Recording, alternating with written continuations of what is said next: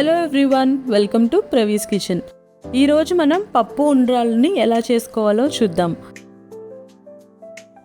ఒక బౌల్లో 1 కప్పు పెసరపప్పుని తీసుకొని 2-3 సార్లు బాగా వాష్ చేసుకొని మెత్తగా కుక్ చేసుకోవాలి. ఇక్కడ చూపిస్తున్నట్టు గరిటెతో మెత్తగా మ్యాష్ చేసి పక్కన పెట్టుకోవాలి.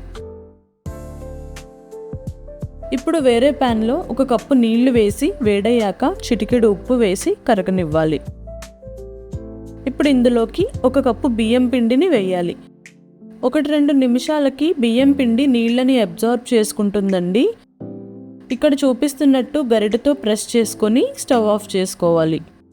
ఇది కాస్త గోరువెచ్చగా అయ్యాక పిండి మొత్తాన్ని బాగా కలుపుకొని క్రాక్స్ లేకుండా ఒక ముద్దలా చేసుకోవాలి. తర్వాత చేతికి నెయ్యి రాసుకుంటూ చిన్న చిన్న ఉండలుగా చుట్టుకొని ఒక ప్లేట్లోకి పెట్టుకోవాలి. ఇప్పుడు ఒక కడాయిలో 1 టేబుల్ స్పూన్ నెయ్యి వేసి కరిగాక 1/2 కప్పు ఎండు కొబ్బరి ముక్కల్ని వేసి వేపుకోవాలి.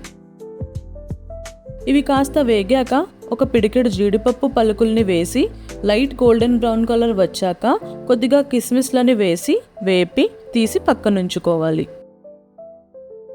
అదే ప్యాన్లో 1 కప్పు నీళ్ళని వేసి కాస్త వేడయ్యాక బియ్యం పిండి ఉండల్ని వేసి కుక్ చేసుకోవాలి. బియ్యం పిండి ఉండలు వేసిన వెంటనే గరిటెతో కలపకూడదండి. ఒక 2-3 నిమిషాలు అలాగే వదిలేయాలి. 7-8 నిమిషాల్లో బియ్యం పిండి ఉండలు బాగా సాఫ్ట్గా కుక్ అయిపోతాయండి. ఈ స్టేజ్లో మ్యాష్ చేసి పెట్టుకున్న పప్పుని వేసి కలుపుకోవాలి.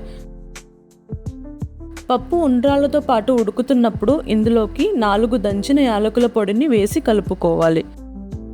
పప్పు కాస్త చిక్కబడ్డాక 1 కప్పు బెల్లాన్ని వేసి కలుపుకోవాలి. మీరు స్వీట్ ఎక్కువగా తింటే మరో 1/2 కప్పు బెల్లాన్ని వేసుకోండి. నేను తక్కువే వేశాను. ఈ రెసిపీ టేస్ట్ అంతా కూడా పప్పుని బెల్లాన్ని కలిపి కుక్ చేసుకునే విధానంలోనే ఉంటుందండి.